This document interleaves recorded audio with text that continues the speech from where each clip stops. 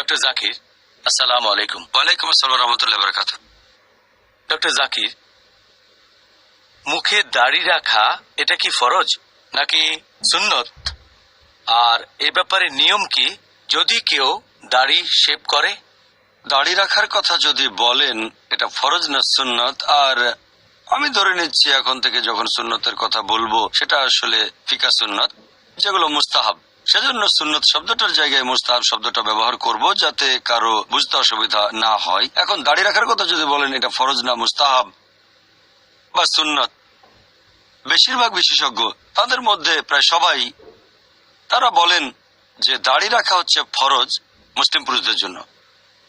কোরআনের কোনো আয়াত বলছে না যে দাড়ি রাখা ফরজ কি না, তবে কোরআনের একটা আয়াতে দাড়ির কথা আছে, সূরা তাহা অধ্যায় নম্বর 20 আয়াত নম্বর 94, যে অ্যারন বা হারুন আলাইহিস সালাম তিনি তার ভাই মুসা আলাইহিস সালামকে বললেন যে হে আমার সহোদর, আমার দাড়ি অথবা আমার মাথার চুল ধরে তুমি টেনো না।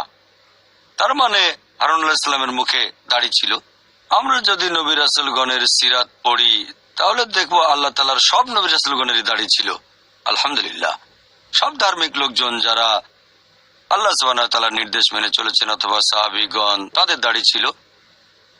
এখন এটাকে ফরজ বলা হয়েছে তার ভিত্তি হচ্ছে নবী সাল্লাল্লাহু আলাইহি সাল্লামের একটা হাদিস, এটা আছে সহিহ বুখারীতে খণ্ড নম্বর 7 বুক অফ ড্রেস হাদিস নম্বর 5892। ইবনে ওমর রাদিয়াল্লাহু আনহু বর্ণনা করেছেন যে নবী বলেছেন, মুশরিকরা যা করে তোমরা তার উল্টোটা করো, মূর্তি পূজারীরা যা করে তোমরা দাড়ি রাখো আর ছোট করে মোচ রাখো।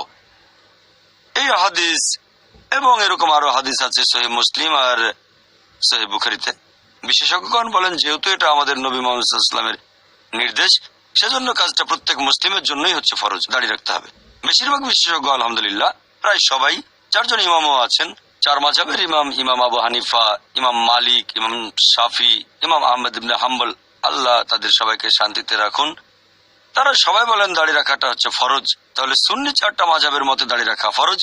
এছাড়াও অন্যান্য বিশেষজ্ঞগণ যেমন সালেফুস সালেহিনের শেখগণ, সালাফি বিশেষজ্ঞগণ, তারা সবাই বলেন যে দাড়ি রাখা ফরজ, এ ব্যাপারে কোনো মতভেদ নেই।